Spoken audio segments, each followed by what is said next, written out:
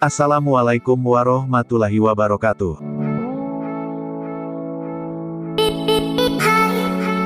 Tentu kita semua tahu mengenai hewan yang bernama ubur-ubur. Ia merupakan anggota dari kelas Scyphozoa. Anggota kelas ini terdiri atas beberapa ratus spesies yang semuanya hidup di laut. Seperti anggota kelas Scyphozoa lainnya, ubur-ubur berkembang biak dengan cara generatif dan vegetatif. Walaupun ubur-ubur hanya memiliki jaringan saraf yang sangat sederhana, mereka menunjukkan perilaku yang khas, seperti membentuk formasi agregasi memijah secara periodik dan migrasi vertikal dari perairan permukaan ke perairan lebih dalam dan sebaliknya. Untuk melakukan hal tersebut, di dalam tubuh ubur-ubur terdapat berbagai sensor yang berupa satosis, organ keseimbangan, mata, reseptor cahaya, dan lapet, reseptor perasa.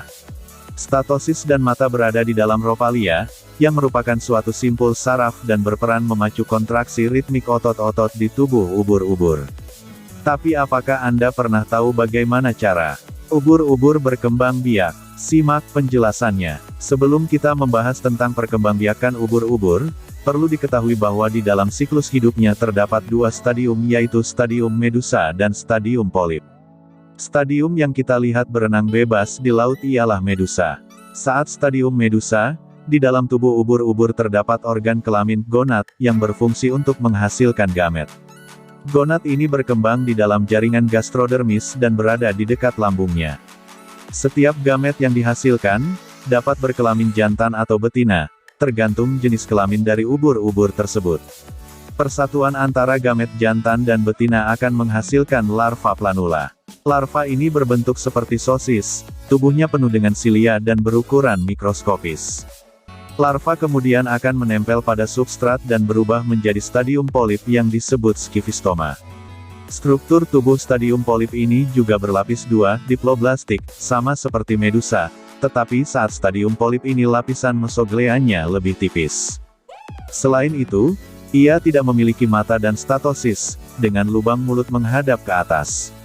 Dalam pertumbuhannya, scyphistoma ini dapat membentuk scyphistoma baru, tambahan dengan cara bertunas. Pertunasan ini merupakan cara perkembangbiakan ubur-ubur secara vegetatif.